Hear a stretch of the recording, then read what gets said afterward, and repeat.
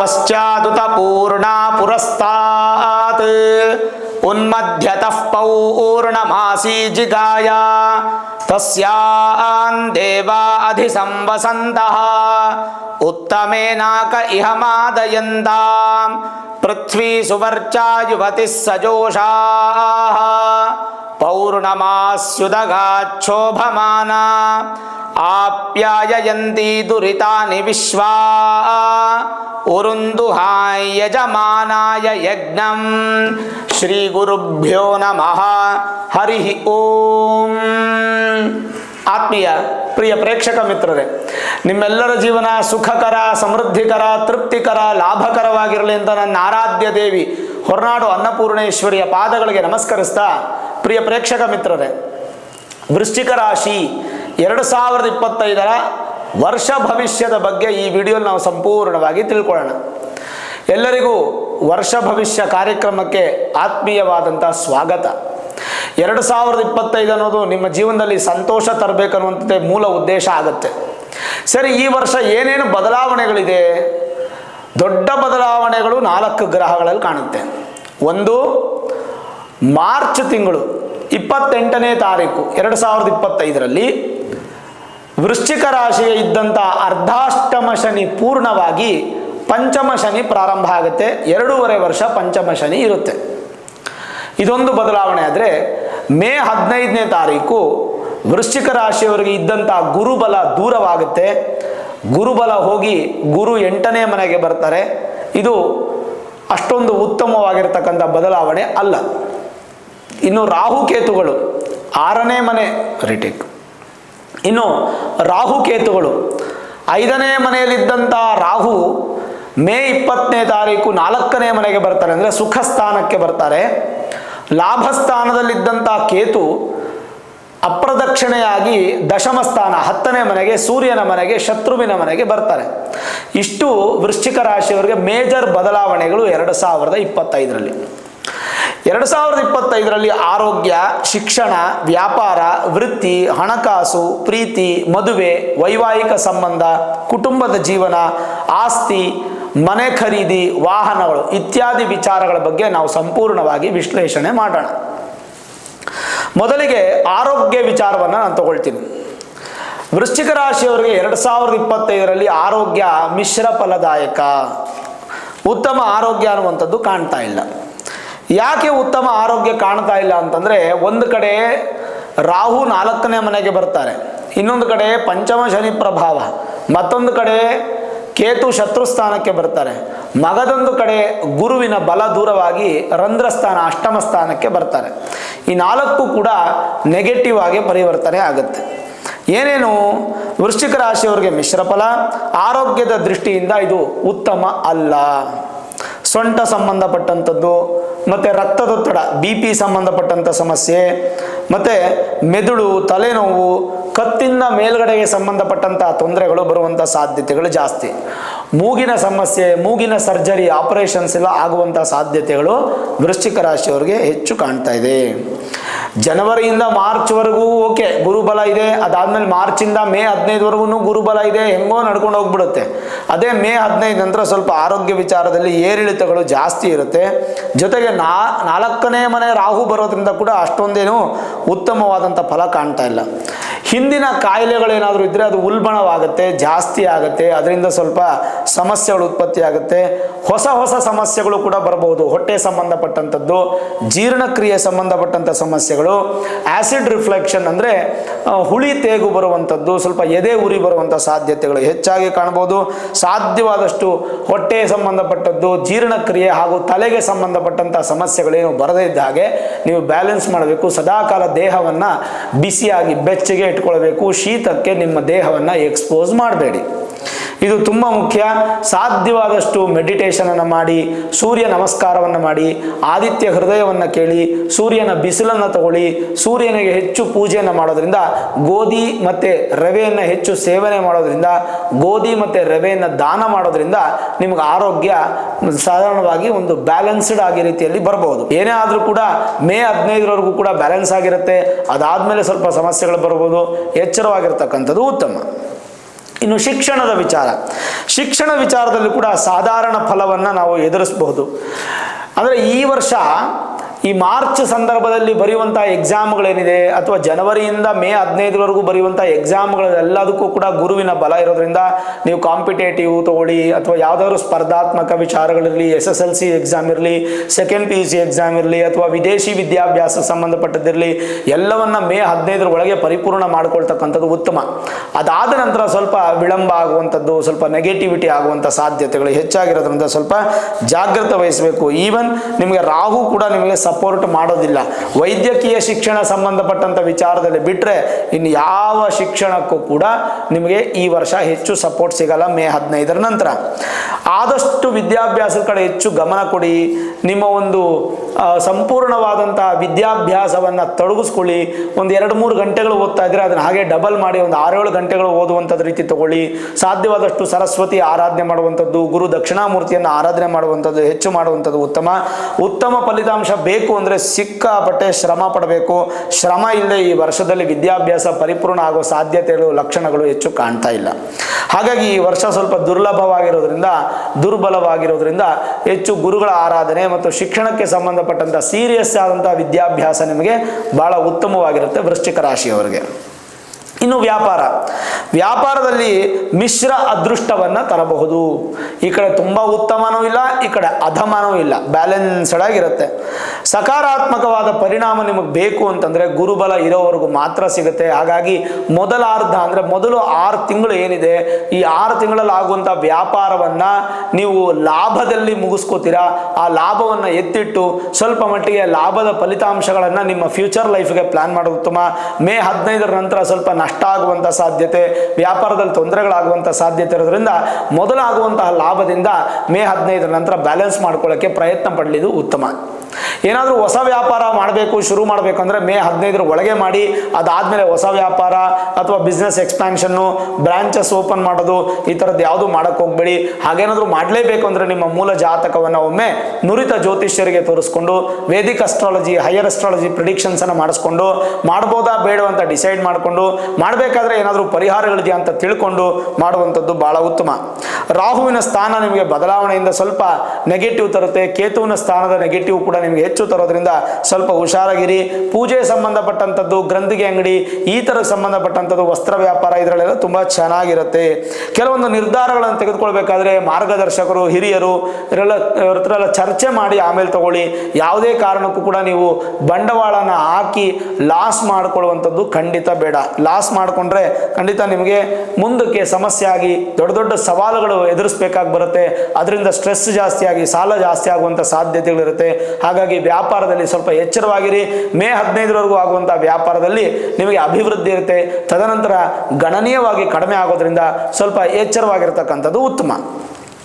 ಇನ್ನು ವೃತ್ತಿ ಜೀವನ ಹೇಗಿದೆ? ಉದ್ಯೋಗ ಈ ವರ್ಷ ಉದ್ಯೋಗದಲ್ಲಿ ಬಹಳ ಅಧಮ ಫಲಗಳನ್ನು ಪಡಿತೀರಾ. ವ್ಯಾಪಾರದಲ್ಲಿ ಒಂಥರ, ಉದ್ಯೋಗದಲ್ಲಿ ಇನ್ನೊಂದು ಥರ. ಉದ್ಯೋಗದ ವಿಚಾರದಲ್ಲಿ ತುಂಬ ಸೀರಿಯಸ್ನೆಸ್ ಆಗಿರಬೇಕು. ಇರೋ ಉದ್ಯೋಗವನ್ನು ಕಾಪಾಡಿಕೊಂಡು ಈ ವರ್ಷ ಪೂರ್ತಿ ನೀವು ಕಂಪ್ಲೀಟ್ ಮಾಡ್ಕೊಳ್ತಕ್ಕಂಥದ್ದು ಒಳ್ಳೆಯದು. ಏನಾದರೂ ಬದಲಾವಣೆ ಮಾಡಬೇಕಾದ್ರೆ ನಿಮ್ಮ ಜಾತಕದಲ್ಲಿದ್ದರೆ ಮಾತ್ರ ಬದಲಾವಣೆ ಮಾಡಿ. ಇಲ್ಲಾಂದರೆ ವೃಶ್ಚಿಕ ರಾಶಿಯವರಿಗೆ ಗುರುಬಲ ಹೋದ್ಮೇಲೆ ಅಂತೂ ತುಂಬ ಕಷ್ಟ ಆಗುತ್ತೆ. ಇನ್ನು ಪಂಚಮ ಶನಿ ಪ್ರಭಾವ ಇರೋದ್ರಿಂದ ನಿಮ್ಮ ಉದ್ಯೋಗದ ಮೇಲೆ ಹೆಚ್ಚು ಪರಿಣಾಮ ಬೀಳೋದ್ರಿಂದ ನಿಮಗೆ ನಕಾರಾತ್ಮಕವಾಗಿ ನಿಮಗೆ ಇದೊಂದು ಸಮಸ್ಯೆಗಳು ಬರೋದ್ರಿಂದ ಸ್ವಲ್ಪ ಎಚ್ಚರವಾಗಿರಬೇಕು. ಕೆಲವು ಬಾರಿ ಕಳಪೆ ಪ್ರದರ್ಶನಗಳನ್ನು ನೀಡಿ ಕೆಲಸ ಕಳ್ಕೊಳ್ಳುವಂಥ ಸಾಧ್ಯತೆಗಳು ಹೆಚ್ಚು ಕಾಣ್ತಾ ಇದೆ. ಸಾಧ್ಯವಾದಷ್ಟು ಕಾಂಪ್ರಮೈಸ್, ಅಡ್ಜಸ್ಟ್ಮೆಂಟ್, ಬ್ಯಾಲೆನ್ಸ್ ಇದೆಲ್ಲ ಜಾಸ್ತಿ ಮಾಡಬೇಕಾಗುತ್ತೆ. ಆಮೇಲೆ ಯಾರನ್ನು ನಿಮ್ಮ ಸುತ್ತಮುತ್ತ ಯಾರನ್ನು ನಂಬಕ್ಕೆ ಹೋಗ್ಬೇಡಿ. ನೀವಾಯಿತು, ನಿಮ್ಮ ಕೆಲಸ ಆಯಿತು, ನಿಮ್ಮ ಕೆಲಸ ಪರಿಪೂರ್ಣ ಆಯಿತು ಅಂತ ನೀವು ಮಾಡಿಕೊಂಡು ಹೋಗೋದು ಭಾಳ ಉತ್ತಮವಾಗಿರುತ್ತೆ. ಜೊತೆಗೆ ಈ ಕೆಲಸದ ವಿಚಾರದಲ್ಲಿ ಗುರು ಮಾತ್ರ ಒಂದು ಸ್ವಲ್ಪ ಸಪೋರ್ಟ್ ಮಾಡ್ತಾರೆ. ಅದು 15ನೇ ತಾರೀಕು ಮೇವರೆಗೂ. ಅದಾದಮೇಲೆ ಗುರು ಸಪೋರ್ಟು ನಿಮಗೆ ಸಿಗೋದಿಲ್ಲ. ಗುರು ಸಪೋರ್ಟ್ ಸಿಗಲ್ಲ ಅಂತಂದಮೇಲೆ ನಿಮಗೆ ಇನ್ಕ್ರಿಮೆಂಟು, ಪ್ರಮೋಷನು ಇತ್ಯಾದಿಗಳಲ್ಲಿ ಸಮಸ್ಯೆ ಉದ್ಭವಿಸುವಂಥ ಸಾಧ್ಯತೆಗಳು ಹೆಚ್ಚಾಗಿರುತ್ತೆ. ಅದಾದರೂ ಕೂಡ ಸ್ವಲ್ಪ ಧನಾತ್ಮಕ ಫಲಿತಾಂಶಗಳು ನಿಮಗೆ ಗುರು ಮೇ 15ರವರೆಗೂ ಕೊಟ್ಟರು. ಅದಾದಮೇಲೆ ಬ್ಯಾಲೆನ್ಸ್ ಆಗಿಬಿಡ್ತಾರೆ. ನಿಮಗೆ ನೆಗೆಟಿವ್ ಇರಲ್ಲ, ಆದರೆ ಇರೋದನ್ನು ಉಳಿಸ್ಕೊಂಡು ಈ ಇಯರನ್ನು ಕಂಪ್ಲೀಟ್ ಮಾಡ್ಕೊಳ್ತಕ್ಕಂಥದ್ದು ಭಾಳ ಒಳ್ಳೆಯದು. ವಿದೇಶದಲ್ಲಿ ಕೆಲಸ ಮಾಡ್ತಾ ಇರ್ತಕ್ಕಂಥವ್ರು ಮಾತ್ರ ಯಶಸ್ಸನ್ನು ಪಡಿತೀರಾ. ಕಾರಣ ಶುಕ್ರನ ಬದಲಾವಣೆಗಳಿಂದ 12ನೇ ಮನೆ ಆಕ್ಟಿವೇಟ್ ಆಗಿ ಸ್ವಲ್ಪ ವಿದೇಶದಲ್ಲಿ ಅನುಕೂಲ ಆಗುತ್ತೆ. ನೋಡಿ, ವೃತ್ತಿಪರ ವೃತ್ತಿಪರ ಜೀವನದಲ್ಲಿ ನಿಮಗೆ ಸಮಸ್ಯೆ ಇರೋದ್ರಿಂದ ವೃತ್ತಿಗೆ ಅಂದರೆ ಉದ್ಯೋಗಕ್ಕೆ ಅಧಿಪತಿ ಯಾರು ಅಂತಂದರೆ ಶನಿ ಪರಮಾತ್ಮ. ಮಾರ್ಚ್ 28ನೇ ತಾರೀಕು ಶನಿ ಬದಲಾವಣೆ ಆಗ್ತಾ ಇದೆ. ಹಾಗಾಗಿ ಯಾವುದೇ ಒಂದು ದೇವಸ್ಥಾನಗಳಲ್ಲೋ ನಿಮ್ಮ ಮನೆ ಸುತ್ತಮುತ್ತ ಇರತಕ್ಕಂಥ ಜಾಗಗಳಲ್ಲಿ ಎಲ್ಲಾದರೂ ಶನಿ ಶಾಂತಿ ಮಾಡ್ತಾ ಇದ್ರೆ ಖಂಡಿತವಾಗಲೂ ಕಡ್ಡಾಯವಾಗಿ ನೀವು ಪಾಲ್ಗೊಳ್ಬೇಕು. ಇದು ನಿಮಗೆ ಪೂರ್ತಿಯಾಗಿ ಅಗತ್ಯವಾಗಿರ್ತಕ್ಕಂಥ ವಿಚಾರ. ಯಾಕಂದರೆ ಪಂಚಮ ಶನಿ ಪ್ರಭಾವ ಅಷ್ಟೊಂದು ಉತ್ತಮ ಅಲ್ಲ. ಅಕಸ್ಮಾತ್ ನಿಮ್ಮ ಮನೆ ಸುತ್ತಮುತ್ತ ಎಲ್ಲೂ ಮಾಡ್ತಾ ಇಲ್ಲ, ನಿಮಗೆಲ್ಲೂ ಅನಾನುಕೂಲ ಆಯಿತು, ಎಲ್ಲೂ ಅನುಕೂಲ ಆಗಲಿಲ್ಲ ಅಂತಂದರೆ ನಿಮಗೋಸ್ಕರ ನಿಮ್ಮ ಸಹಕಾರದಿಂದ 1,00,000 ಸ್ವಾಹಾಕಾರ ಶನೈಶ್ಚರ ಮಹಾಯಜ್ಞವನ್ನು ನಾನು ಮಾಡ್ತಾ ಇದ್ದೇನೆ. ಮಾರ್ಚ್ 28 ಬದಲಾವಣೆ ಆಗ್ತಾ ಇದೆ ಶನಿ. ಮಾರ್ಚ್ 29ನೇ ತಾರೀಕಿಗೆ ಒಂದು ಮಹಾಯಜ್ಞವನ್ನು ಮಾಡ್ತಾ ಇದ್ದೀನಿ. ಇದಕ್ಕೆ 431 ರೂಪಾಯಿ 431 ರೂಪಾಯಿ 431 ರೂಪೀಸ್ ನೀವು ಈ ಸಂಕಲ್ಪ ಸೇವೆಗೆ ಕೊಡಬೇಕಾಗುತ್ತೆ. ನಿತ್ಯ ಸೌಭಾಗ್ಯ .in ಅನ್ನುವಂಥ ವೆಬ್ಸೈಟ್ಗೆ ನೀವು ಹೋದರೆ ಸಂಪೂರ್ಣ ಮಾಹಿತಿ ಡೀಟೇಲ್ಸ್ ಅದರಲ್ಲಿ ಸಿಗುತ್ತೆ. ಅದನ್ನು ನೋಡಿಕೊಂಡು ಫಾರ್ಮ್ ಫಿಲಪ್ ಮಾಡಬೇಕಾಗುತ್ತೆ.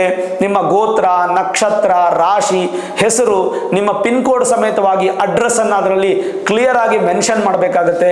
ಯಾಕಂದರೆ ಪೂಜೆ ಆದಮೇಲೆ, ಸಂಕಲ್ಪ ಆದಮೇಲೆ ಆ ಪೂಜೆಯ ಪ್ರಸಾದವಾಗಿ ಕುದುರೆ ಲಾಳ ಹಾಗೂ ಅಕ್ಷತೆ, ಮಂತ್ರಾಕ್ಷತೆ ನಿಮ್ಮ ಮನೆಗೆ ಬಂದು ತಲುಪುತ್ತೆ. ಆ ಕುದುರೆ ಲಾಳವನ್ನು ಮನೆ ದೇವರ ಕೋಣೆಯಲ್ಲಿಟ್ಟು ಪೂಜೆ ಮಾಡಬೇಕು. ಇಲ್ಲಾಂದರೆ ಮೇನ್ ಡೋರ್ಗೆ ಅದನ್ನು ಹೊಡೆಯೋದು, ಇಲ್ಲಾಂದ್ರೆ ವಾಹನದಲ್ಲಿ ಇಟ್ಕೊಳ್ಳುವಂಥದ್ದು, ಈ ಥರದ್ದೇನಾದರೂ ಮಾಡೋದ್ರಿಂದ ಶನಿಯ ಒಂದು ಸಂಪೂರ್ಣ ಸಂಕೇತ ಕುದುರೆ ಲಾಳ ಕಬ್ಬಿಣ ಆದ್ರಿಂದ ಅದನ್ನು ಪ್ರಸಾದವಾಗಿ ನಿಮ್ಮ ಮನೆಗೆ ಕಳಿಸಲಾಗುತ್ತೆ. ಈ ಮಧ್ಯೆ ನಿಮಗೆ ಏನಾದರೂ ಡೌಟ್ ಇದೆ, ಫಾರ್ಮ್ ಫಿಲಪ್ ಮಾಡೋಕ್ಕಾಗಿಲ್ಲ, ಕನ್ಫ್ಯೂಷನ್ ಆಗ್ತಾ ಇದೆ ಅಂತಂದರೆ ಕೆಳಗೆ ಕಾಣ್ತಾ ಇರ್ತಕ್ಕಂಥ ನಂಬರ್ ಇದೆಯಲ್ಲ, ಫಾರ್ ಸೇವಾ ಕಾಂಟ್ಯಾಕ್ಟ್ ಅಂತೇಳಿ, ಆ ನಂಬರ್ಗೆ ನೀವು ಫೋನ್ ಮಾಡಿದ್ರೆ ನಮ್ಮ ಟೆಲಿಕಾಲರ್ಸ್ ಅದನ್ನು ರಿಸೀವ್ ಮಾಡಿ ನಿಮಗೆ ಸೂಕ್ತವಾದಂಥ ಮಾರ್ಗದರ್ಶನ ಕೊಡ್ತಾರೆ. ತನ್ಮೂಲಕ ನೀವು ಫಾರ್ಮ್ ಫಿಲಪ್ ಮಾಡ್ಬೋದು. ಒಬ್ಬರಿಗೆ 431 ರೂಪಾಯಿ, ಮನೇಲಿ ಒಂದು 2-3 ಜನ 4 ಜನ ಇದ್ದೀರಿ ಅಂದರೆ ಎಲ್ಲರಿಗೂ 431 ರೂಪಾಯಿ ಆಗಲ್ಲ, ಒಬ್ಬೊಬ್ಬರಿಗೆ ಪ್ರತ್ಯೇಕವಾಗಿ 431 ರೂಪಾಯಿ ಆಗುತ್ತೆ. ಅದನ್ನು ನೀವು ಸಂಕಲ್ಪ ಸೇವೆ ಕೊಟ್ಟು ಪೂಜೆಯ ಫಲವನ್ನು ನೀವು ಪಡಿಬಹುದು. ಇದರ ಜೊತೆಗೆ ಮಾರ್ಚ್ 1ನೇ ವಾರ ಅಥವಾ 2ನೇ ವಾರ ಒಂದು ವಿಡಿಯೋ ಮಾಡಿ ಯಾವ ಜಾಗದಲ್ಲಿ ನಾನು ಈ ಪೂಜೆ ಯಾಗವನ್ನು ಮಾಡ್ತಾ ಇದ್ದೀನಿ ಅಂತ ತಿಳಿಸ್ಕೊಡ್ತೇನೆ. ಅಲ್ಲಿಗೆ ನೀವು ನೇರವಾಗಿ ಕೂಡ ಬರಬಹುದು. ಅದಕ್ಕೆ ಬೇಕಾದಂಥ ವ್ಯವಸ್ಥೆಗಳು ಕೂಡ ನಿಮಗೆ ಅನುಕೂಲ ಆಗತ್ತೆ. ಸರಿ, ವೃತ್ತಿ ಜೀವನದಲ್ಲಿ ತೊಂದರೆ ಇದೆಯಲ್ಲ, ಉದ್ಯೋಗದಲ್ಲಿ, ಖಂಡಿತವಾಗ್ಲೂ ವೃಶ್ಚಿಕ ರಾಶಿಯವರು ಶನಿ ಶಾಂತಿಯನ್ನು ಮಾಡಿಸ್ಕೊಳ್ಳಿ. ಇನ್ನು ಆರ್ಥಿಕತೆ ಬಗ್ಗೆ ಹೇಗಿದೆ ಅಂತಂದರೆ ಅದೃಷ್ಟವನ್ನು ಸ್ವಲ್ಪ ಬ್ಯಾಲೆನ್ಸ್ ಮಾಡುತ್ತೆ. ಈ ಕಡೆ ತುಂಬ ಉಚ್ಚ ಸ್ಥಾನ ಅನ್ನೋದಿಲ್ಲ, ತುಂಬ ನೀಚ ಸ್ಥಾನ ಅನ್ನುವಂಥದ್ದಿಲ್ಲ. ವರ್ಷದ ಬಹುಪಾಲು ಧನಾತ್ಮಕ ಫಲಿತಾಂಶಗಳನ್ನು ಪಡಿತೀರಾ. ಆದರೆ ಮೇ 15ರ ನಂತರ ನಿಮ್ಮ ಒಂದು ಆರ್ಥಿಕತೆಯಲ್ಲಿ ಬ್ಯಾಲೆನ್ಸ್ ಆಗುತ್ತೆ. ಕೆಳಗಡೆ ಬರೋದಿಲ್ಲ, ಮೇಲ್ಗಡೆ ಹತ್ತೋದಿಲ್ಲ. ಹಾಗಾಗಿ ಆರ್ಥಿಕವಾಗಿ ನೀವು ಬಲಿಷ್ಠವಾಗಬೇಕಂದ್ರೆ ವರ್ಷದ ಮೊದಲ 6 ತಿಂಗಳು ಮಾತ್ರ ನೀವು ಹೆಚ್ಚು ಶ್ರಮವನ್ನು ಪಟ್ಟು ಉತ್ತಮ ಆದಾಯವನ್ನು ಗಳಿಸ್ಕೊಂಡು ಆ ಆದಾಯವನ್ನು ಸಾಧ್ಯವಾದಷ್ಟು ಎತ್ತಿಟ್ಟು ಫ್ಯೂಚರ್ಗೋಸ್ಕರ ಪ್ಲಾನ್ ಮಾಡ್ಕೊಳ್ಳೋದು ಒಳ್ಳೆಯದು. ಮತ್ತು ಅನುಕೂಲಕರವಾಗಿರ್ತಕ್ಕಂಥ ಫಲಿತಾಂಶಗಳು ನಿಮಗೆ ಮೊದಲ 6 ತಿಂಗಳು ಸಿಗುತ್ತೆ. ಅದಾದಮೇಲೆ ಅನಾನುಕೂಲವಾಗಿರ್ತಕ್ಕಂಥ ಫಲಿತಾಂಶಗಳು ಸಿಗೋದ್ರಿಂದ ಸ್ವಲ್ಪ ಎಚ್ಚರ ಇರತಕ್ಕಂಥದ್ದು ಒಳ್ಳೆಯದು, ಬ್ಯಾಲೆನ್ಸ್ ಮಾಡುವಂಥದ್ದು ಒಳ್ಳೆಯದು. ಆರ್ಥಿಕವಾಗಿ ಭಾಳ ಉತ್ತಮವಾಗಿರುತ್ತೆ ಅಂತ ಹೇಳಲಿಕ್ಕಾಗಲ್ಲ, ಮಧ್ಯಮವಾಗಿರುತ್ತೆ ಅಂತ ಹೇಳ್ಬೋದು. ಅದಕ್ಕೋಸ್ಕರ ನಿಮ್ಮ ಫಿನಾನ್ಷಿಯಲ್ ಪ್ಲಾನಿಂಗ್ಸು ಈ ವರ್ಷ ತುಂಬ ಕ್ಲಿಯರ್ ಆ್ಯಂಡ್ ಕ್ಲಾರಿಟಿ ಆಗಿರಬೇಕು. ಸ್ವಲ್ಪ ಮಟ್ಟಿಗೆ ನಿಮ್ಮ ಫ್ಯೂಚರ್ಗೋಸ್ಕರ ಏನಾದರೂ ಒಂದು ದುಡ್ಡನ್ನು ಎತ್ತಿಟ್ಟು ಸಮತೋಲನ ಮಾಡ್ಕೊಳ್ತಕ್ಕಂಥದ್ದು ಭಾಳ ಉತ್ತಮ. ಇನ್ನು ಪ್ರೇಮ ಜೀವನ, ಪ್ರೀತಿಯ ವಿಚಾರದಲ್ಲಿ ಹೇಳೋದಾದರೆ ತಂದೆ ತಾಯಿ, ಅಣ್ಣ ತಮ್ಮಂದರು, ಅಕ್ಕ ತಂಗಿಯರು ಈ ಥರ ಸಂಬಂಧಪಟ್ಟಾಗೆ ಏನು ದೊಡ್ಡದಾಗಿ ಬದಲಾವಣೆಗಳಿಲ್ಲ. ಸ್ವಲ್ಪ ಮಟ್ಟಿಗೆ ಭ್ರಾತೃ ಕಲಹ ಅಂತಂದರೆ ಅಣ್ಣ ತಮ್ಮಂದರ ಜಗಳಗಳು, ಕೋರ್ಟು ಕಚೇರಿ ವಿಚಾರಗಳ ಸಮಸ್ಯೆಗಳು, ಮತ್ತು ಪ್ರೀತಿ ಬಾಂಧವರಲ್ಲಿ ನಿಮ್ಗೆ ಸ್ವಲ್ಪ ಬೇಸರ ಉಂಟು ಮಾಡುವಂಥದ್ದು, ಅಪವಾದ ಅಪನಿಂದನೆ ಬರುವಂಥ ಸಾಧ್ಯತೆಗಳು ಜಾಸ್ತಿ ಇರುತ್ತೆ. ಪ್ರೇಮ ಸಂಬಂಧಪಟ್ಟಂಥ ವಿವಾಹ ಮಾಡ್ಕೋಬೇಕು ಅಂತ ಹುಡುಗ ಹುಡುಗಿ ಯಾರಾದರೂ ಇಷ್ಟಪಡ್ತಾ ಇದ್ರು, ಅದು ಕೂಡ ಅಷ್ಟೊಂದು ಅನುಕೂಲಗಳು ಕಾಣ್ತಾ ಇಲ್ಲ. ನಿಮ್ಮದು ನಿಜವಾದ ಪ್ರೀತಿ ಆದರೆ ಎಲ್ಲೋ ಒಂದು ಕಡೆ ಸಕ್ಸಸ್ ಕಾಣ್ಬೋದು. ಆದರೆ ನಿಮ್ಮ ನಾಟಕದ ಪ್ರೀತಿ ಆದರೆ ಖಂಡಿತವಾಗ್ಲೂ ನಿಮಗೆ ಸಕ್ಸಸ್ಸು ಕಾಣೋದಿಲ್ಲ. ಮೇಲಾಗಿ ಶನಿ ಪ್ರಭಾವದಿಂದ ಕೂಡ ನಿಮಗೆ ಅಷ್ಟೊಂದೇನು ಉತ್ತಮ ಇಲ್ಲ. ರಾಹುಕೇತು ಬದಲಾವಣೆಗಳು ಕೂಡ ಅನುಕೂಲಕರವಾಗಿಲ್ಲ. ಅಕಸ್ಮಾತ್ ಯಾರಾದರೂ ಪ್ರೀತಿ ಮಾಡ್ತಾ ಇದ್ದೀವಿ, ನಮ್ಮ ವಿವಾಹಕ್ಕೆ ಅನುಕೂಲ ಆಗಬೇಕು ಅಂದರೆ ಮೇ 15ರೊಳಗೆ ಡಿಸಿಷನ್ ತಗೊಂಡು ಮದುವೆ ಮಾಡ್ಕೊಳ್ಳೋದು, ಮನೇಲಿ ಒಪ್ಸೋದು ಮಾಡೋದು ಉತ್ತಮ. ಮತ್ತು ಅಣ್ಣ ತಮ್ಮಂದರ ಜಗಳ, ಅಕ್ಕ ತಂಗಿಯರ ಜಗಳ, ತಂದೆ ತಾಯಿ ಜೊತೆಗೆ ಇರುವಂತಹ ಮನಸ್ತಾಪಗಳು, ಇದೆಲ್ಲ ಏನೇ ಇದ್ರೂ ಕೂಡ ಮೇ 15ರ ಒಳಗೆ ಅದರೆಲ್ಲ ಕ್ಲಿಯರ್ ಮಾಡ್ಕೊಂಬಿಡಿ. ಅದಾದಮೇಲೆ ಖಂಡಿತ ಶತದ ಸಹಸ್ರದ ನಿಮಗೆ ಸಮಸ್ಯೆಗಳು ದೂರ ಆಗೋದಿಲ್ಲ. ಎಚ್ಚರ ವಹಿಸ್ತಕ್ಕಂಥದ್ದು ಒಳ್ಳೆಯದು. ಅದ್ಭುತ ಫಲಿತಾಂಶ ಬೇಕಂದರೆ ವರ್ಷದ ಮೊದಲು 6 ತಿಂಗಳು ಮಾತ್ರ ನೀವು ಹೆಚ್ಚು ಪ್ರಯತ್ನ ಪಡಬೇಕು. ಆ ಪ್ರಯತ್ನದಲ್ಲಿ ಉತ್ತಮವಾದರೆ ಆನಂದವಾಗಿರ್ತೀರ ಈ ವರ್ಷ ಪೂರ್ತಿ. ಆ ಪ್ರಯತ್ನದಲ್ಲಿ ವಿಫಲ ಆದರೆ ಆನಂದ ನಿಮಗೆ ಇರೋದಿಲ್ಲ. ಇನ್ನು ವೈವಾಹಿಕ ಜೀವನ ವಿಚಾರ ಕೇಳೋದಾದರೆ ಸತಿಪತಿಗಳ ಮಧ್ಯೆ ಸ್ವಲ್ಪ ಘರ್ಷಣೆ ಉಂಟಾಗ್ಬೋದು. ಅದನ್ನು ನೀವು ದೂರ ಮಾಡ್ಕೊಳ್ಬೇಕಾದ್ರೆ ಸಾಧ್ಯವಾದಷ್ಟು ವಿಷ್ಣುನ ಆರಾಧನೆ ಮಾಡಬೇಕು, ವಿಷ್ಣು ದೇವಸ್ಥಾನಕ್ಕೆ ಹೋಗಿ ಬರಬೇಕು. ಅತ್ಯುತ್ತಮ ಫಲಿತಾಂಶ ನೀಡಬೇಕು ಅಂತಂದರೆ ನಿಮ್ಮ ಮೂಲ ಜಾತಕದಲ್ಲಿ ಏನಾದರೂ ಬಲ ಇದ್ದರೆ ಮಾತ್ರ ಸಾಧ್ಯ. ಕೆಲವೊಂದು ವಿವಾಹಕ್ಕೆ ಸಂಬಂಧಪಟ್ಟಂಥ ಸಹಾಯಗಳು ನಿಮ್ಗೆ ಹೆಚ್ಚು ಸಿಗುತ್ತೆ. ವೈವಾಹಿಕ ಜೀವನ ಸಂಬಂಧಪಟ್ಟಂಥ ಶುಭ ಕಾರ್ಯಗಳು ನಿಮ್ಗೆ ಆಗುತ್ತೆ. ನಿಶ್ಚಿತಾರ್ಥ, ಮದುವೆ, ಮನೆಯಲ್ಲಿ ಶುಭ ಕಾರ್ಯ, ಗೃಹ ಪ್ರವೇಶ ಇತ್ಯಾದಿ ಶುಭ ಕಾರ್ಯಗಳು ನಿಮ್ಗೆ ನಡೆಯುತ್ತೆ. ನಿಮ್ಮ ಜೀವನದಲ್ಲಿ ಏನೂ ತೊಂದರೆ ಇಲ್ಲ. ಈ ಒಂದು ವರ್ಷದಲ್ಲಿ ವೈವಾಹಿಕ ಸಂಬಂಧಪಟ್ಟಂಥ ಸಮಸ್ಯೆಗಳಲ್ಲಿ ಯಾರೇ ಮೂರನೇ ವ್ಯಕ್ತಿಗಳು ಏನೇ ಹೇಳಿದ್ರು ಸತಿಪತಿಗಳ ಮಧ್ಯೆ ವೆರಿ ಕ್ಲಿಯರ್ ಇರಲಿ. ಯಾವುದನ್ನು ತಲೆ ಕೆಡಿಸ್ಕೊಳ್ಳದೆ ನಿಮ್ಮ ಜೀವನವನ್ನು ಆನಂದವಾಗಿ ರೂಪಿಸ್ಕೊಳ್ಳಿ. ಅದರಿಂದ ನಿಮಗೆ ಬರುವಂತಹ ನೆಗೆಟಿವ್ ದೂರವಾಗಿ ವೈವಾಹಿಕ ಜೀವನ ಚೆನ್ನಾಗಿರುತ್ತೆ. ಹೆಚ್ಚುವರಿ ಬುದ್ಧಿವಂತಿಕೆಯನ್ನು ಉಪಯೋಗಿಸಬೇಕು. ಸಂತಾನ ಅಪೇಕ್ಷಿತ ದಂಪತಿಗಳಿಗೆ ಶುಭ ಫಲ. ಮೇ 15ರೊಳಗೆ ಸಂತಾನಕ್ಕೆ ಪ್ಲಾನ್ ಮಾಡಿದ್ರೆ ಬಹಳ ಉತ್ತಮ. ಕೌಟುಂಬಿಕ ಜೀವನದಲ್ಲಿ ಅನುಕೂಲಕರವಾದಂಥ ಸ್ಥಾನಗಳು ಕಾಣ್ತಾ ಇದೆ. ಅಂದರೆ ಕುಟುಂಬದ ವಿಚಾರದಲ್ಲಿ ಯಾವುದೇ ದೊಡ್ಡ ದೊಡ್ಡ ಸಮಸ್ಯೆಗಳು ಕಾಣ್ತಾ ಇಲ್ಲ, ಅನುಕೂಲವಾಗಿದೆ. ಮತ್ತು ದುರ್ಬಲವಾಗಿರ್ತಕ್ಕಂಥ ಯಾವುದೇ ನೆಗೆಟಿವ್ ಡಿಸಿಷನ್ಸನ್ನು ತಗೊಳಕ್ಕೆ ಹೋಗಬೇಡಿ. ಕುಟುಂಬದ ಜೊತೆಗೆ ನೀವು ಪುಣ್ಯಕ್ಷೇತ್ರ ದರ್ಶನಗಳು ಮತ್ತು ಇಂಟರ್ನ್ಯಾಷನಲ್ ಟೂರ್ಸು ಇದೆಲ್ಲ ಚೆನ್ನಾಗಿ ಮಾಡ್ತೀರಾ, ಏನೂ ತೊಂದರೆ ಇಲ್ಲ. ಮೊದಲಿನಂತೆಯೇ ಫಲಿತಾಂಶಗಳು ಮುಂದುವರ್ಕೊಂಡು ಹೋಗುತ್ತೆ. 2024ರಲ್ಲಿ ಯಾವ ಥರ ಪಾಸಿಟಿವ್ ಇತ್ತೋ ಅದೇ ಪಾಸಿಟಿವ್ ಮುಂದುವರ್ಸ್ಕೊಂಡು ಹೋಗ್ತೀರಾ. ಕುಟುಂಬದ ಜೀವನದಲ್ಲಿ ಹೆಚ್ಚು ನೆಗೆಟಿವಿಟಿ ಇಲ್ಲ, ಆದರೆ ಜವಾಬ್ದಾರಿಗಳು ನಿಮ್ಗೆ ಜಾಸ್ತಿ ಬರುತ್ತೆ. ನೀವು ನಿಮ್ಮ ಹೆಂಡತಿ ಅಂದರೆ ನೀವು ಸಂಪಾದನೆ ಮಾಡಿದ್ದು ನಿಮ್ಮ ಹೆಂಡತಿ ಮಕ್ಕಳಿಗೆ ಖರ್ಚು ಮಾಡೋದ್ರ ಜೊತೆಗೆ ನಿಮ್ಮ ತಂದೆ ತಾಯಿ ಖರ್ಚು ಮಾಡಬೇಕಾಗತ್ತೆ, ಅಣ್ಣ ತಮ್ಮಂದ್ರಿಗೆ ಖರ್ಚು ಮಾಡಬೇಕಾಗತ್ತೆ, ಸ್ನೇಹಿತರಿಗೆ ಖರ್ಚು ಮಾಡಬೇಕಾಗುತ್ತೆ. ಹಾಗಾಗಿ ಸ್ವಲ್ಪ ಆರ್ಥಿಕತೆ ಬ್ಯಾಲೆನ್ಸ್ ಆಗೋದ್ರಲ್ಲಿ ಸ್ವಲ್ಪ ತೊಂದರೆಗಳು ಉಂಟು ಮಾಡುವಂಥ ಸಾಧ್ಯತೆಗಳು. ಈ ವರ್ಷ ಮನೆ ಕಟ್ಟುವಂಥ ವಿಚಾರ ಅಥವಾ ಮನೆಗೆ ಸಂಬಂಧಪಟ್ಟಂಥ ವಿಚಾರದಲ್ಲಿ ಸ್ವಲ್ಪ ಯೋಚನೆ ಮಾಡಿ ಡಿಸಿಷನ್ಸ್ ತಗೊಳ್ಳಿ. ಆತ್ರಪಟ್ಟು ಯಾವುದೇ ಡಿಸಿಷನ್ಸ್ ತಗೊಂಡು ಟೆನ್ಷನ್ನು ಸ್ಟ್ರೆಸ್ಸು ಮಾಡ್ಕೊಳ್ಳೋದು ಬೇಡ. ದೀರ್ಘಕಾಲದ ಸಮಸ್ಯೆಗಳು ಅಂತ್ಯಗೊಳ್ಳುತ್ತೆ, ಆದರೆ ಹೊಸ ಹೊಸ ಸಮಸ್ಯೆಗಳು ಉತ್ಪತ್ತಿ ಆಗುತ್ತೆ. ಕೆಲಸದಲ್ಲಂತೂ ನಿಮಗೆ ಖಂಡಿತವಾಗ್ಲೂ ಸಪೋರ್ಟ್ ಸಿಗಲ್ಲ. ನೀವು ಹೆಚ್ಚು ಯಶಸ್ವಿ ಆಗಬೇಕಂದ್ರೆ ಮೇ 15ರೊಳಗೆ ಯಾವುದೇ ಪ್ಲಾನ್ಸ್ ಇದ್ರೂ ಕೂಡ ನೀವು ಅದನ್ನು ಅಪ್ಲೈ ಮಾಡ್ಕೊಬೇಕು. ಕುಟುಂಬ ಸಮಸ್ಯೆಗಳು ಏನೇ ಇದ್ರೂ ಕೂಡ ನಿಮ್ಮಲ್ಲೇ ನೀವು ಬಗೆಹರಿಸ್ಕೊತಕ್ಕಂಥದ್ದು ಒಳ್ಳೆಯದು. ಮೂರನೇ ವ್ಯಕ್ತಿಗಳ ಸಪೋರ್ಟ್ ಅಥವಾ ಸಹಾಯ ತಗೊಳ್ಬೇಡಿ. ಇನ್ನು ಭೂಮಿ, ಮನೆ ಮತ್ತು ವಾಹನದ ವಿಚಾರದಲ್ಲಿ ಭೂಮಿ ಖರೀದಿ ಮಾಡೋದಕ್ಕೆ ಭಾಳ ಉತ್ತಮ ಇದೆ. ಮನೆ ಕಟ್ಟೋದಕ್ಕೆ ಪ್ರಾರಂಭ ಮಾಡೋದಕ್ಕೆ ಮೇ 15ರ ಒಳಗೆ ಉತ್ತಮ ಇದೆ. ಮನೆ ತೊಗೊಳ್ಬೇಕು ಅಂದ್ರೂ ಕೂಡ ಮೇ 15ರ ಒಳಗೆ ಉತ್ತಮ ಇದೆ. ಅದಾದ ನಂತರ ನಿಮ್ಮ ಯಾವ ಪ್ರಯತ್ನನೂ ಕೂಡ ಬಲಿಷ್ಠವಾಗಿ ಮಾಡಬೇಡಿ. ಇಲ್ಲ ಮಾಡಲೇಬೇಕು, ಬೇಕೇ ಬೇಕು ಅಂದರೆ ನಿಮ್ಮ ಮೂಲ ಜಾತಕವನ್ನು ತೋರಿಸ್ಕೊಳ್ಬೇಕು. ಕೆಲವೊಂದು ಕ್ಷೇತ್ರಗಳಲ್ಲಿ ಬೆಳವಣಿಗೆ ಇದೆ. ವ್ಯವಸಾಯ ಕ್ಷೇತ್ರದಲ್ಲಿ ಬೆಳವಣಿಗೆ ಇದೆ, ವ್ಯವಸಾಯದಲ್ಲಿ ಅಭಿವೃದ್ಧಿ, ವ್ಯವಸಾಯದ ಭೂಮಿ ಖರೀದಿ ಮಾಡಬೇಕಂದ್ರೆ ಪಾಸಿಟಿವ್ ಇದೆ, ರಿಯಲ್ ಎಸ್ಟೇಟ್ ಬಿಸ್ನೆಸ್ ಮಾಡಬೇಕಾದ್ರೆ ಪಾಸಿಟಿವ್ ಇದೆ. ಈ ಥರದ್ದೆಲ್ಲ ಅನುಕೂಲಗಳು ತರಬಹುದು. ಆದರೆ ಈ ಕಟ್ಟಡಕ್ಕೆ ಮತ್ತು ಭೂಮಿಗೆ ಸಂಬಂಧಪಟ್ಟಂಥ ಒಂದು ರಿಜಿಸ್ಟ್ರೇಷನು ಈ ವಿಚಾರಗಳಲ್ಲಿ ಸ್ವಲ್ಪ ಎಚ್ಚರ ವಹಿಸ್ತಕ್ಕಂಥದ್ದು ಭಾಳ ಒಳ್ಳೆಯದು. ವೇಗವಾಗಿ ನಿಮ್ಗೆ ಯಾರು ಸಪೋರ್ಟ್ ಮಾಡ್ತಾರೆ, ಯಾರು ನಿಮಗೆ ತುಂಬ ಧೈರ್ಯ ಹೇಳ್ತಾರೋ ಅಲ್ಲೇನೋ ಸ್ವಾರ್ಥ ಇದೆ ಅಂತ ಅರ್ಥ. ಸ್ವಲ್ಪ ಬುದ್ಧಿವಂತಿಕೆನ ಉಪಯೋಗಿಸ್ಕೊಳ್ಳಿ.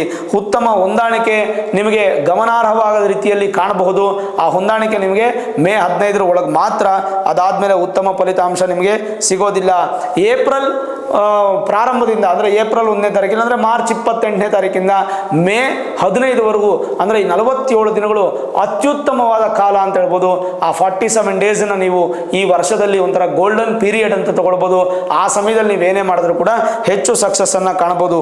ಓವರಾಲ್ ನೋಡಿದಾಗ ಕುಲಂಕುಷವಾಗಿ ನೋಡಬೇಕಾದ್ರೆ ನಿಮಗೆ ಹೆಚ್ಚಿನ ಸಹಕಾರ ಅನ್ನುವಂಥದ್ದು ಈ 8ನೇ ಮನೆ ಗುರು ಕೊಡೋದಿಲ್ಲ. 8ನೇ ಮನೆ ಗುರು ಏನೇನು ನೆಗೆಟಿವ್ ಮಾಡುತ್ತೆ ಅಂತ ನೋಡೋಣ. ಸರ್ವಂ ಪ್ರಕಾಶೋ ವಿದುಷೋಪವಾದೋ ಹೇತು ಪ್ರವೇಶೇ ವರ್ಣಸ್ಯ ದಾಸಃ ಮಠಾಧಿಕಂ ವೇಶ್ಮ ವೇದಾಶ್ಚ ವಿಘ್ನ ವಿಚಿಂತ್ಯನೀಯಾ ಪುನರಷ್ಟಮೇನ ಆಯೂರಣಂ ತ್ರಿಪುಂ ಚಾಪಿ ದುರ್ಗಂ ಮೃತಾಧನಂ ಗತನ್ಯೋ ಕಾರಕಂ ಸರ್ಪಂ ಪಶ್ಯೇದಾದ್ವಿಂದ್ರಚಕ್ಷಣ ಅಂತೇಳಿ ಶ್ಲೋಕ ಏನು ಹೇಳುತ್ತೆ. ಅಷ್ಟಮ ಸ್ಥಾನಕ್ಕೆ ಗುರು ಬರೋದರಿಂದ ಏನೇನು ಫಲಗಳು ಸಿಗಬಹುದು. ಗುರು ಅಷ್ಟಮದಲ್ಲಿದ್ದಾಗ ಸುಖ ಕಡಿಮೆ, ಸುಖರಹಿತರಾಗ್ತೀರಾ. ಮೇ 15 ನಂತರ ಈ ನೆಗೆಟಿವ್ ಆಗುತ್ತೆ. ಸ್ವಲ್ಪ ದೇವಸ್ಥಾನಗಳಿಗೆ ಹೋಗೋದು ಕಡಿಮೆ ಆಗುತ್ತೆ, ಒಂಚೂರು ಕೋಪ ಜಾಸ್ತಿ ಆಗುತ್ತೆ, ಆಮೇಲೆ ಕೆಲವೊಂದಿಷ್ಟು ನೆಗೆಟಿವಿಟೀಸು ಹೆಚ್ಚು ಕಾಣುತ್ತೆ. ಮತ್ತು ವ್ಯಕ್ತಿಗತವಾಗಿ ನಿಮ್ಮ ಜೀವನದಲ್ಲಿ ಸ್ವಲ್ಪ ಅಪವಾದನೆ, ಅಪನಿಂದನೆ, ಮಾಡಲಾರ್ದಿರ್ತಕ್ಕಂಥ ಕೆಲಸಗಳಿಗೆ ತಲೆ ಬಗ್ಸುವಂಥ ಪರಿಸ್ಥಿತಿಗಳು, ನೀವೇ ಅಡ್ಜಸ್ಟ್ ಮಾಡ್ಕೊಂಡು ಅಯ್ಯೋ ಹೋದ್ರೆ ಹೋಯ್ತು ಬಿಡು, ನಷ್ಟ ಆಯ್ತು, ಇನ್ನೇನು ಮಾಡೋಕ್ಕಾಗುತ್ತೆ ಅಂತ ಕಾಂಪ್ರಮೈಸ್ ಮಾಡ್ಕೊಳ್ಳೋದು, ಈ ಥರದ್ದೆಲ್ಲ ಸಾಧ್ಯತೆಗಳು ಜಾಸ್ತಿ ಇರುತ್ತೆ. ಮತ್ತು ವಾಹನದ ವಿಚಾರದಲ್ಲಿ ಸ್ವಲ್ಪ ಅಡೆತಡೆಗಳು ಜಾಸ್ತಿ. ಹೊಸ ವಾಹನಕ್ಕೆ ಕೈ ಹಾಕೋದು ಬೇಡ, ಇರೋ ವಾಹನನ ಮುಂದುವರ್ಸ್ಕೊಂಡು ಹೋಗೋದು ಒಳ್ಳೆಯದು. ಮತ್ತು ಕೆಲವೊಂದು ಕೆಟ್ಟ ಕೆಲಸಗಳು ಮಾಡುವಂಥ ಸಾಧ್ಯತೆ, ಕೆಲವೊಂದು ಕೆಟ್ಟ ಅಭ್ಯಾಸಗಳು, ಕುಡಿಯೋದು ಅಥವಾ ಸಿಗರೇಟ್ ಸೇದೋದು, ಈ ಥರದ್ದು ಏನಾದರೂ ಕೆಟ್ಟ ಅಭ್ಯಾಸಗಳು ಕಲಿಯುವಂಥ ನಡೆಯುವಂಥ ಸಾಧ್ಯತೆಗಳು ಜಾಸ್ತಿ ಇರುತ್ತೆ. ಸ್ವಲ್ಪ ಹುಷಾರಾಗಿರಿ. ಸ್ವಂತ ಮನೆಯನ್ನು ಉಳಿಸ್ಕೊಳ್ಳೋಕ್ಕೆ ಪ್ರಯತ್ನ ಪಡಿ. ಕಷ್ಟವಾದಂಥ ಸಂದರ್ಭಗಳಲ್ಲೂ ಕೂಡ ಯಾವುದೇ ದಿಢೀರ್ ನಿರ್ಧಾರಗಳನ್ನು ತೆಗೆದುಕೊಳ್ಬೇಡಿ. ಸ್ವಲ್ಪ ಧನಹೀನವಾಗುವಂಥ ಸಾಧ್ಯತೆ, ಮಾನಸಿಕವಾದಂಥ ಅಸ್ಥಿರತೆ ನಿಮ್ಮಲ್ಲಿರುತ್ತೆ. ತೀರ್ಥಯಾತ್ರೆ ಮಾತ್ರ ತುಂಬ ಚೆನ್ನಾಗಿ ಮಾಡ್ತೀರಾ. ಪುಣ್ಯಕ್ಷೇತ್ರಗಳ ದರ್ಶನ ಚೆನ್ನಾಗಿ ಮಾಡ್ತೀರಾ. ಅಂದರೆ ಪರಿಹಾರಗಳೇನಪ್ಪ ಅಂದರೆ ಪುಸ್ತಕಗಳನ್ನು, ಧಾರ್ಮಿಕ ಪುಸ್ತಕಗಳನ್ನು ದಾನ ಮಾಡಿ, ಬಡವರಿಗೆ ವಿದ್ಯಾಸಂಸ್ಥೆಗೆ ಅಂದರೆ ಸ್ಕೂಲ್ ಸಂಬಂಧಪಟ್ಟಂಥ ಪುಸ್ತಕಗಳನ್ನು ದಾನ ಮಾಡಿ, ಜೊತೆಗೆ ಯಾರ್ಯಾರಿಗೆ ವಸ್ತ್ರ ದಾನ ಮಾಡಬೇಕು ಅಂತ ಆಸೆ ಇದ್ದರೆ ಅವರು ವಸ್ತ್ರವನ್ನು ದಾನ ಮಾಡಿ. ಸದಾಕಾಲ ಪ್ರತಿ ತಿಂಗಳಿಗೊಮ್ಮೆ ಸಂಕಷ್ಟಹರ ಚತುರ್ಥಿ ಬರುವಂಥ ಸಂದರ್ಭದಲ್ಲಿ ಗಣಪತಿಗೆ ಗರ್ಕೆ ಅರ್ಚನೆ ಮಾಡಿಸಕ್ಕಂಥದ್ದು ಮರಿಬೇಡಿ. ಪ್ರತಿ ತಿಂಗಳಿಗೊಮ್ಮೆ ಅಮ್ಮನವರ ದೇವಸ್ಥಾನದಲ್ಲಿ ಕುಂಕುಮಾರ್ಚನೆ ಮಾಡಿಸಿ ಆ ಕುಂಕುಮನ ತಗೊಂಬಂದು ಪ್ರತಿನಿತ್ಯ ಕುಂಕುಮವನ್ನು ಇಟ್ಕೊಳ್ಳೋದ್ರಿಂದ ನಿಮಗಿರತಕ್ಕಂಥ ಸಮಸ್ಯೆಗಳು ದೂರ ಆಗಿ ಒಳ್ಳೆಯ ಫಲಿತಾಂಶಗಳನ್ನು ನೀವು ಪಡಿಬಹುದು. ಓವರಾಲ್ ನೋಡಿದಾಗ ಪರಿಹಾರ ಅನ್ನುವಂಥದ್ದು ಖಂಡಿತ ಇರುತ್ತೆ. ಅದಕ್ಕೆ ನಿಮ್ಮ ಮೂಲ ಜಾತಕವನ್ನು ನುರಿತ ಜ್ಯೋತಿಷ್ಯರಿಗೆ ತೋರಿಸ್ಕೊಂಡು Vedic astrology, higher astrology predictions ಅನ್ನು ಮಾಡಿಸ್ಕೊಂಡು ಬೇಕಾದ ಸುಲಭ ಪರಿಹಾರಗಳನ್ನು ಮಾಡೋದ್ರಿಂದ ಖಂಡಿತವಾಗ್ಲೂ ನಿಮಗೆ ಯಥೇಚ್ಛವಾದ ಪುಣ್ಯ ಫಲ ಪ್ರಾಪ್ತಿಯಾಗುತ್ತೆ. ಓವರಾಲ್ ನೋಡಿದಾಗ ಗುರು ಮೇ 15ರ ನಂತರ ಚೆನ್ನಾಗಿಲ್ಲ, ಶನಿ ಮಾರ್ಚ್ 28ರ ನಂತರ ಪಂಚಮ ಶನಿ ಚೆನ್ನಾಗಿಲ್ಲ, ರಾಹು 4ನೇ ಮನೆ ಬಂದು ನಿಮ್ಮ ಸುಖವನ್ನು ಕೆಡಿಸ್ತಾನೆ, ಕೇತು ಶತ್ರು ಮನೆಗೆ ಹೋಗಿ ಸ್ವಲ್ಪ ಬಾಧೆಯನ್ನು ಮಾಡ್ತಾನೆ. 4 ಗ್ರಹಗಳ ಬದಲಾವಣೆಯೂ ನಿಮ್ಗೆ ಅಷ್ಟೊಂದು ಊರ್ಜಿತವಾಗಿ ಇರೋದಿಲ್ಲ. ಆದ್ರಿಂದ ಇದೇ ವರ್ಷ ಅಂದರೆ 2025 ಮಾರ್ಚ್ 28 ಶನಿ ಬದಲಾವಣೆ ಆಗ್ತಾ ಇರೋದ್ರಿಂದ ನಿಮಗೆಲ್ಲರಿಗೂ ಶನಿ ಅನುಗ್ರಹ ಸಿಗಲಿ ಅಂತ ಮಾರ್ಚ್ 29ನೇ ತಾರೀಕು 1 ಲಕ್ಷ ಸ್ವಾಹಾಕಾರದ ಶನೈಶ್ಚರ ಮಹಾಯಜ್ಞವನ್ನು ನಾನು ನಿಮ್ಮ ಸಹಕಾರದಿಂದ ಮಾಡ್ತಾ ಇದ್ದೀನಿ. ಇದಕ್ಕೆ ನಿಮಗೆ ಖರ್ಚಾಗುವಂತಹ ಮೊತ್ತ ಕೇವಲ 431 ರೂಪಾಯಿ, 431 ರೂಪಾಯಿ, 431 ರುಪೀಸ್. ಇದನ್ನು ನೀವು ನಿತ್ಯ ಸೌಭಾಗ್ಯ .in ಅನ್ನುವಂಥ ವೆಬ್ಸೈಟ್ಗೆ ಹೋದರೆ ಅದರಲ್ಲಿ ನಿಮಗೆ ಸಂಪೂರ್ಣವಾಗಿ ಫಾರ್ಮ್ ಕಾಣುತ್ತೆ. ಆ ಫಾರ್ಮಲ್ಲಿ ನೀವೆಲ್ಲವನ್ನು ಫಿಲಪ್ ಮಾಡಬೇಕು. ನಿಮ್ಮ ಗೋತ್ರ, ನಕ್ಷತ್ರ, ರಾಶಿ, ಹೆಸರು, ಪಿನ್ ಕೋಡ್ ಸಮೇತವಾಗಿ ನಿಮ್ಮ ಅಡ್ರೆಸ್ಸನ್ನು ಅದರಲ್ಲಿ ಫಿಲಪ್ ಮಾಡಿ ನೀವು ಅದನ್ನು ಪ್ರಾಸೆಸ್ಸನ್ನು ಕಂಪ್ಲೀಟ್ ಮಾಡಿದ್ರೆ ನಿಮ್ಮ ಹೆಸರಲ್ಲಿ ಸಂಕಲ್ಪ ಆಗಿ ಪೂಜೆ ಯಜ್ಞವೆಲ್ಲ ಮುಗಿದು ಪ್ರಸಾದವಾಗಿ ನಿಮ್ಮ ಮನೆಗೆ ಒಂದು ಕುದುರೆ ಲಾಳ ಹಾಗೂ ಮಂತ್ರಾಕ್ಷತೆ ಬರುತ್ತೆ. ಆ ಕುದುರೆ ಲಾಳವನ್ನು ಮನೆ ದೇವರ ಮನೆಯಲ್ಲಿಟ್ಟು ಪೂಜೆ ಮಾಡ್ಬೋದು. ಹೊಸಲಿಗೆ ಪ್ರಧಾನ ದ್ವಾರ ಮೈನ್ ಡೋರ್ಗೆ ಅದನ್ನು ಹೊಡಿಬೋದು. ಇಲ್ಲಾಂದರೆ ನಿಮ್ಮ ವಾಹನದಲ್ಲಿ ಕೂಡ ಇಟ್ಕೊಳ್ಬೋದು. ಶನೈಶ್ಚರನ ಮೂಲ ಸಂಕೇತ ಕಬ್ಬಿಣದಿಂದ ಮಾಡಿದಂಥ ಕುದುರೆ ಲಾಳ ಪ್ರಸಾದವಾಗಿ ನಿಮಗೆ ಬರುತ್ತೆ. ಇದಂತೂ ಖಂಡಿತವಾಗ್ಲೂ ನಿಮ್ಗೆ ಏನಾದರೂ ಡೌಟ್ಸ್ ಇತ್ತು ಅಂತಂದರೆ ಫಾರ್ ಸೇವಾ ಕಾಂಟ್ಯಾಕ್ಟ್ ಅಂತ ಹೇಳಿ ಕೆಳಗಡೆ ನಂಬರ್ ಕಾಣ್ತಾ ಇದೆ. ಆ ನಂಬರ್ಗೆ ನೀವು ಫೋನ್ ಮಾಡಿದ್ರೆ ನಮ್ಮ ಟೆಲಿಕಾಲರ್ಸನ್ನು ರಿಸೀವ್ ಮಾಡಿಬಿಟ್ಟು ನಿಮಗೆ ಸಂಪೂರ್ಣವಾದ ಮಾಹಿತಿಯನ್ನು ಕೊಡ್ತಾರೆ. ಯಾವುದೇ ಥರದ ನೆಗೆಟಿವ್ ಆಗಿ ಏನೂ ಫೀಲ್ ಮಾಡಲಿಕ್ಕೆ ಹೋಗಬೇಡಿ. ಆ ಒಂದು ಮಹಾಯಜ್ಞದ ಪ್ರಸಾದ ಫಲ ನಿಮಗೆ ಸಿಗಬೇಕು ಅನ್ನುವಂಥದ್ದು ಮೂಲ ಉದ್ದೇಶ. ಇದನ್ನು ಕ್ಯಾಶ್ ರೂಪದಲ್ಲಿ ಯಾರೂ ಪಡಿತಾ ಇಲ್ಲ. ಸಂಪೂರ್ಣ ನಿಮಗೆ ಆನ್ಲೈನ್ ಮುಖಾಂತರವಾಗಿ ನೀವು ಇದನ್ನು ಪೇ ಮಾಡಬೇಕು. ಮಾರ್ಚ್ 1ನೇ ವಾರ ಅಥವಾ 2ನೇ ವಾರ ಎಲ್ಲಿ ಈ ಒಂದು ಯಾಗವನ್ನು ಮಾಡ್ತಾ ಇದ್ದೀವಿ ಅನ್ನುವಂಥ ಮಾಹಿತಿಯನ್ನು ನಾನು ವಿಡಿಯೋ ಮುಖಾಂತರ ಕೊಡ್ತೀನಿ. ತನ್ಮೂಲಕ ನೀವು ನೇರವಾಗಿ ಕೂಡ ಬಂದು ಅಲ್ಲಿ ಪಾರ್ಟಿಸಿಪೇಟ್ ಮಾಡ್ಬೋದು. ಈ ಮಹಾ ಶನೈಶ್ಚರ ಯಜ್ಞದ ಪ್ರಸಾದ ಫಲ ನಿಮಗೆ ಸಿಗಬೇಕು ಅನ್ನುವಂಥದ್ದೇ ಮೂಲ ಉದ್ದೇಶ. ಭಗವಂತ ಒಳ್ಳೇದು ಮಾಡ್ತಾನೆ. ಯಾವುದ್ರ ಬಗ್ಗೆನೂ ಚಿಂತೆ ಮಾಡಬೇಡಿ, ಧೈರ್ಯವಾಗಿರಿ. ಈ ವಿಡಿಯೋ ಇಷ್ಟ ಆಗಿದ್ರೆ ಲೈಕ್ ಮಾಡಿ, ಶೇರ್ ಮಾಡಿ, ಮುಖ್ಯವಾಗಿ ನಮ್ಮ ಚಾನಲ್ಗೆ ಸಬ್ಸ್ಕ್ರೈಬ್ ಮಾಡಿ, ಬೆಲ್ ಐಕಾನನ್ನು ಪ್ರೆಸ್ ಮಾಡಿ. ಪ್ರತಿನಿತ್ಯ ನಾನು ಪೂಜೆ ಮಾಡುವಂತಹ ನನ್ನ ಆರಾಧ್ಯ ದೇವಿ ಹೊರನಾಡು ಅನ್ನಪೂರ್ಣೇಶ್ವರಿಯ ಆಶೀರ್ವಾದ ಅನುಗ್ರಹ ಸದಾಕಾಲ ಮತ್ತೊಮ್ಮೆ ನಿಮಗೆ ಸಿಗಲಿ ಅಂತ ಪ್ರಾರ್ಥನೆ ಮಾಡ್ತಾ ಸರ್ವೇ ಜನಾಃ ಸುಖಿನೋ ಭವಂತು, ಸಮಸ್ತ ಸನ್ಮಂಗಳಾನಿ ಭವಂತು.